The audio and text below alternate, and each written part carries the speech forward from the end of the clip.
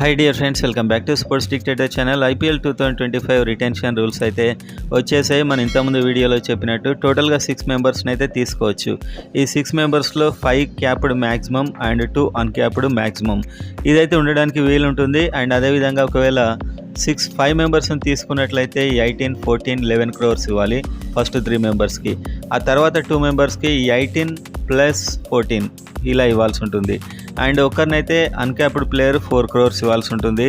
So ఇదంతా వాళ్ళను action ముందే తీసుకుంటే మరి ఆర్టీఎం ఎలా ఉంటుందంటే, ఆర్టీఎం ఈ 6 ఒకవేళ 4 తీసుకుంటే 2 ఆర్టీఎం కార్డ్స్గా మారిపోతాయి అన్నమాట.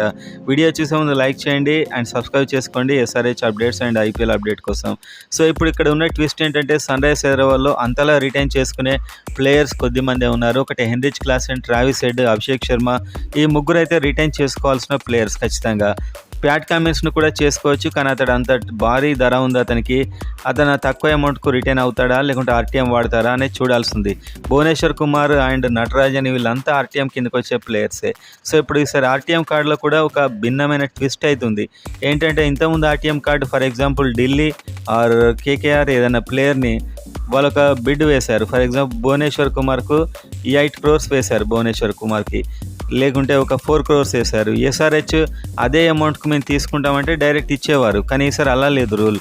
సో ఒకవేళ ఢిల్లీ కనుక భువనేశ్వర్ కుమార్కు 4 crore వేసింది అనుకోండి, ఎస్ఆర్హెచ్ ఆర్టీఎం కార్డు వాడతామని చెప్పి కార్డు అయితే పైకి లేపుతారు. అప్పుడు ఢిల్లీని మళ్ళీ అడుగుతారు, సో మీరు ఇంకా పెంచుకుంటారని ఒక ఛాన్స్ ఇస్తారు. వాళ్ళ 4 crores ఎంతైనా పెంచుకోవచ్చు. ఎస్ఆర్హెచ్ మళ్ళీ ఆ కార్డు రేజ్ చేయనంతలా కూడా వాళ్ళు పెంచవచ్చు. సో ఈ విధంగా అయితే సరే ట్విస్ట్ ఉండబోతుంది. అండ్ ఇది చాలా ఇంట్రెస్టింగ్ అని కూడా అనుకోవచ్చు. ఎందుకంటే వాళ్ళకు కూడా న్యాయం జరగాలి, అంటే వేరే వాళ్ళు కూడా. ఈ ఆర్టీఎం రూల్ వల్ల ఏంటంటే, ఒక అమౌంట్ పెట్టిన టీమ్స్ అని డిసప్పాయింట్ అవుతున్నాయి. సో ఇప్పుడు ఏమవుతుంది, ఆర్టీఎం కార్డు వాడిన తర్వాత కూడా వాళ్ళకు ఛాన్స్ ఇస్తారు.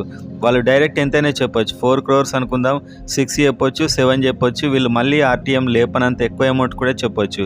సో ఈ రూల్ వల్ల ఎస్ఆర్హెచ్కి అయితే ఇబ్బంది.